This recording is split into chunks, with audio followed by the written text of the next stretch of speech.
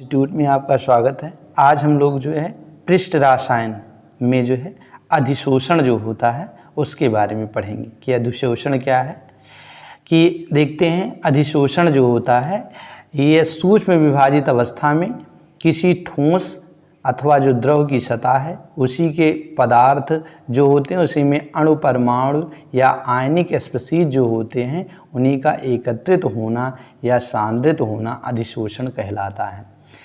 कि अधिशोषण हम उसको कह सकते हैं कि सूक्ष्म विभाजित अवस्था में कोई भी ठोस हो या द्रव है उसी की सतह पर जो भी अणु होंगे या जो भी परमाणु होंगे या जो आयनिक स्पीशीज होते हैं उन्हीं का जो है एक स्थान पर एक स्थान पर जो है एकत्रित होना, एक ही स्थान पर जो है एकत्रित होना या सांद्रित होना जो है अधिशोषण कहलाता है। आइए देखते हैं अधिशोषण के प्रकार। अधिशोषण जो होता है ये मुख्य रूप से दो प्रकार का होता है। कितने प्रकार का होता है? मुख्य रूप से दो प्रकार का होता है। इसका पहला प्रकार है भौतिक अधिशोषण। जो फिजिकल अधिशोषण होता है, भौतिक अधिशोषण होता है, ये ऐसे अधिशोषण होते हैं कि जब इसमें कोई भी स्पीशीज या आयन या परमाणु जो होते हैं या अणु होते हैं किसी स्थान पर एकत्रित हो रहे होते हैं या सांद्रित हो रहे होते हैं तो उनको आसानी से हम देख सकते हैं, तो वो सभी जो है भौतिक अधिशोषण कहलाते हैं। अब इसका हम दूसरा रूप देखते हैं रासायनिक अधिशोषण। रासायनिक अधिशोषण उसको कहा जाता है कि ये ऐसे पदार्थ होते हैं कि जिसमें जो भी द्रव है या ठोस है इसकी सतह पर जब भी कोई अणु परमाणु या आयनिक स्पीशीज जो होते हैं वो एकत्रित होते हैं या सांद्रित होते हैं तो वो क्या होते हैं कि वो सामान्य आँखों से दिखाई नहीं देते हैं या सूक्ष्मदर्शी की सहायता से भी नहीं दिखाई पड़ते, तो उसको हम रासायनिक अधिशोषण कहते हैं। अब देखते हैं कोलाइड क्या है। कोलाइड जो होते हैं ऐसे पदार्थ होते हैं कि जिनके विलयन को जंतु झिल्ली अथवा जो वनस्पतिक झिल्ली होती है उनसे जो है ये बहुत मंद गति से वितरित होती है। अगर इनको ऐसे पदार्थ जिनका विलयन जो होता है जंतु झिल्ली या वनस्पतिक विलयन से जो है वितरित किया जाए या छाना जाए तो ये बहुत मंद गति से, बहुत धीरे धीरे गति से जो है मंद गति से जो है वितरित होते हैं अथवा वितरित ही नहीं होते, मतलब या अगर छनेंगे तो बहुत कम मात्रा में छनेंगे अथवा छनते ही नहीं हैं, तो उन्हीं को जो है कोलाइड कहते हैं। कि कोलाइड उसको कहा जाता है कि ऐसे पदार्थ या ऐसा पदार्थ का विलयन जिसको जंतु झिल्ली अथवा वनस्पतिक झिल्ली द्वारा जो है छानने पर ये बहुत मंद गति से वितरित होते हैं, बहुत मंद गति से छनते हैं अथवा छनते ही नहीं हैं, तो उन्हीं को हम क्या कहते हैं? कोलाइड कहते हैं। एग्जाम्पल के रूप में जैसे जिलेटिन है, गोंद है, प्रोटीन है, स्टार्च है, ये सब क्या है? ऐसे पदार्थ हैं कि अगर इनको जंतु झिल्ली या वनस्पतिक झिल्ली द्वारा छाना जाता है तो ये बहुत या तो मंद गति से वितरित होते हैं या तो वितरित नहीं होते हैं, तब उसे जो है हम कोलाइड कहते हैं। अब देखते हैं कोलाइड, जो कोलाइडी अवस्था होती है उसको देखते हैं कि जो भी कोलाइडी अवस्था किसको कहेंगे, तो कोई भी पदार्थ किसी अन्य माध्यम से होकर जो है विसरित होकर जो है जिनके कणों का व्यास जो है 10⁻⁴ से 10⁻⁷ सेमी के मध्य होता है, तो उन्हें हम कह सकते हैं कि क्या है कि वह पदार्थ जो है कोलाइडी अवस्था में है। कि कोलाइडी अवस्था का मतलब यह है कि कोई भी पदार्थ है वह चाहे जिस माध्यम में हो उसके द्वारा विसरित हो तब उसके कणों का आकार जो है 10⁻⁴ से 10⁻⁷ के बीच में होता है, तब उसे हम क्या कहेंगे? कह सकते हैं कि ये कौन पदार्थ है? कोलाइडी पदार्थ कह सकते हैं, कोलाइडी अवस्था में वह पदार्थ हैं। अब देखते हैं वास्तविक विलयन जो होता है कि जिनमें विलेय पदार्थ, कहने का मतलब कि ऐसे विलयन जिसमें जो है विलेय पदार्थ के छोटे छोटे अणु उपस्थित होते हैं।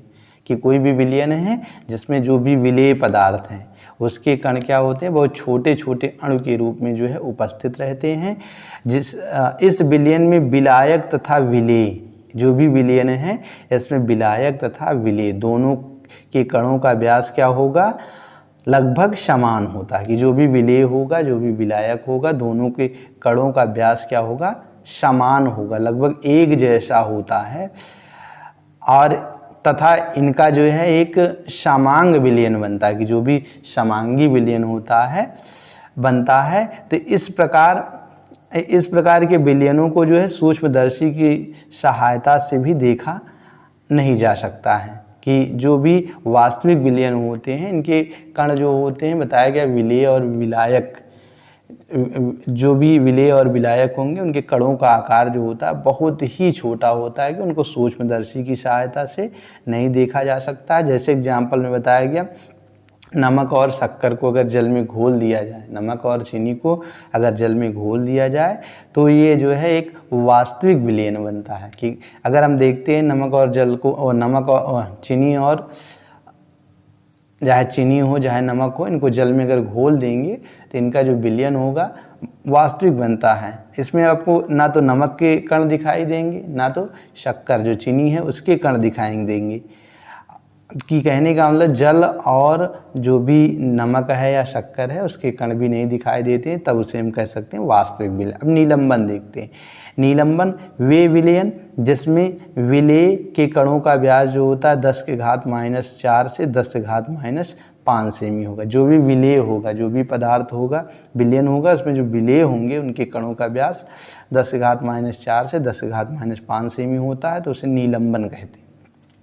इस प्रकार के विलयन के कणों को जो है हम आँखों तथा सूक्ष्मदर्शी दोनों की सहायता से देख सकते हैं, कि सामान्य आँखों से भी देख सकते हैं, सूक्ष्मदर्शी की सहायता या अति सूक्ष्मदर्शी की सहायता से देखना चाहें तो उससे भी देखा जा सकता है। नीलंबन जो होता है किस लिए इसके कण को देखा जा सकता है, क्योंकि ये क्या होता है, एक विषमांगी विलयन होता है। विषमांगी विलयन होता है, जैसे बताया गया एग्जाम्पल में कि बालू के कणों को जल के साथ हिलाने पर जो है बालू का जल में नीलंबन प्राप्त होता है। कि बालू को ले लिया जाए और जल को एक साथ दोनों को मिला के हिला दिया जाए, तब जो विलयन प्राप्त होगा उसको जो है हम नीलंबन कहेंगे।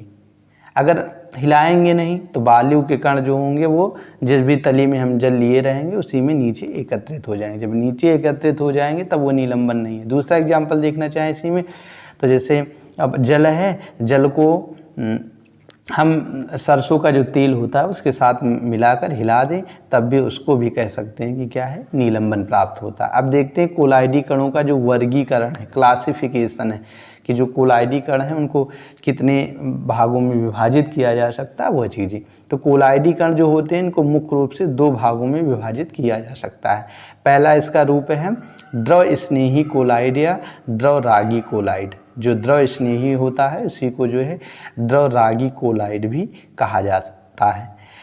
तो द्रव स्नेही कोलाइड जो होते हैं, जो पदार्थ विलायक के संपर्क में आने पर शीघ्रता से कोलाइडी अवस्था में परिवर्तित हो जाते हैं, उन्हीं को द्रव स्नेही कोलाइड कहते हैं। कि बताया गया कि द्रव स्नेही कोलाइड उसको कहा जाता है कि ऐसे पदार्थ जो है विलायक के संपर्क में आएगा और तुरंत ही शीघ्रता से कोलाइडी अवस्था में परिवर्तित हो जाता है, तब उसे जो है द्रव स्नेही कोलाइड कहते हैं या द्रव रागी कोलाइड कहते हैं। जैसे एग्जाम्पल में बताया गया जिलेटिन है, स्टार्च है, गोंद है, ये सब क्या हैं कि ये विलायक के संपर्क में आते ही शीघ्रता से जो है कोलाइडी अवस्था में परिवर्तित हो जाते हैं, तब इन्हें हम कहेंगे कि ये द्रव स्नेही कोलाइड है। अब देखते हैं द्रव स्नेही कोलाइड जो होता है इसके लक्षण या विशेषता, लक्षण भी कह सकते हैं, विशेषता या प्रॉपर्टी जो होती है उसके बारे में। पहली प्रॉपर्टी जिसकी यह लक्षण है कि यह अस्थाई कोलाइड बनाते हैं, कि द्रव स्नेही जो कोलाइड होता है वो क्या होता है, अस्थाई कोलाइड होते हैं।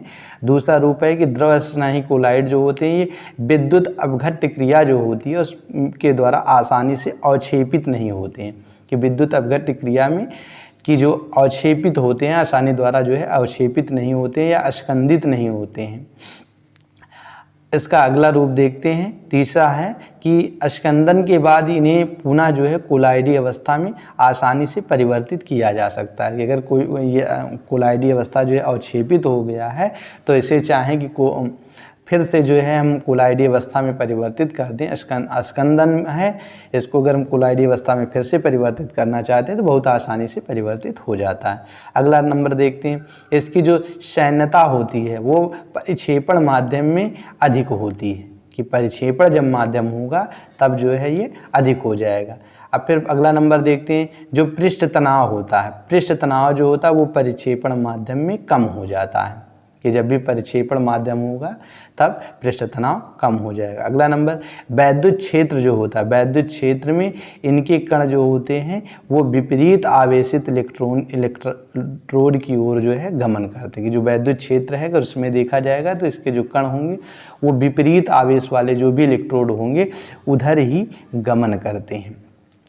देखते हैं इसका दूसरा रूप जो है द्रव विरोधी कोलाइड, या जिसको जो है हम द्रव विरागी कोलाइड भी कहते हैं। तो द्रव विरोधी कोलाइड उसको कहा जाता है कि जो पदार्थ विलायक के संपर्क में आने पर तुरंत कोलाइडी अवस्था में परिवर्तित नहीं होते, कि ऐसे पदार्थ जिसका विलायक जो है के संपर्क में आने पर वो कोलाइडी अवस्था में परिवर्तित नहीं होता है, कि तुरंत जो है कोलाइडी अवस्था में परिवर्तित नहीं होता है, तब उसे हम कहेंगे द्रव विरोधी कोलाइड। जैसे सोना है, कापर है, फेरिक क्लोराइड है, अगर इसको जल के साथ मिला दिया जाएगा तो ये जो होता है कोलाइडी अवस्था में परिवर्तित नहीं होता है, तब इसे हम कहेंगे द्रव विरोधी कोलाइड। अब देखते हैं द्रव विरोधी कोलाइड जो होता है इसके लक्षण या विशेषता। ये पहली विशेषता देखते हैं कि द्रव स्नेही साल की अपेक्षा जो होता है ये कम अस्थायी होती है। कहने का मतलब कि जो द्रव स्नेही होता है उसकी अपेक्षा ये जो होता है कम अस्थायी होता है, वो अधिक अस्थायी होता है, ये कम अस्थायी होता है। देखते हैं कम अस्थायी होता है। दूसरा देखते हैं इसमें विद्युत अपघट्ट की सहायता से इन्हें आसानी से अवक्षेपित किया जा सकता है, कि अगर विद्युत अपघट्ट की सहायता से बहुत आसानी से जो है अस्कंदत में किया जा सकता है या अवक्षेप के रूप में प्राप्त किया जा सकता है। तीसरा है कि अवक्षेप जब प्राप्त हो जाएगा तो चाहे तो इसे पुनः कोलाइडी अवस्था में अगर परिवर्तित करना चाहेंगे तो ये परिवर्तित नहीं किया जा सकता है, कि उसमें परिवर्तित किया जा सकता था, इसमें परिवर्तित नहीं किया जा सकता। और चौथा नंबर देखते हैं, वैद्युत क्षेत्र में इसके कण जो होते हैं विपरीत आवेशित इलेक्ट्रोड की ओर गमन करते हैं, कि इसमें भी जो है वैद्युत क्षेत्र जो होता है वो कण विपरीत आवेशित इलेक्ट्रोड की ओर जो है गमन करते हैं। अगला नंबर देखते हैं, इसकी सान्यता जो होती है वो परिक्षेपण माध्यम में लगभग क्या होती है, बराबर होती है, कि चाहे इनकी सान्यता देखा जाए तो परिक्षेपण माध्यम में और वैसे जो है दोनों जो है बराबर होती है। कि जो इसमें हम लोग लक्षण देखे हैं या विशेषताएं हैं द्रव स्नेही और द्रव विरोधी, अगर अंतर भी पूछा जाता है तो आप अंतर में भी इनको हम लिख सकते हैं। और नेक्स्ट जो है अगली क्लास में।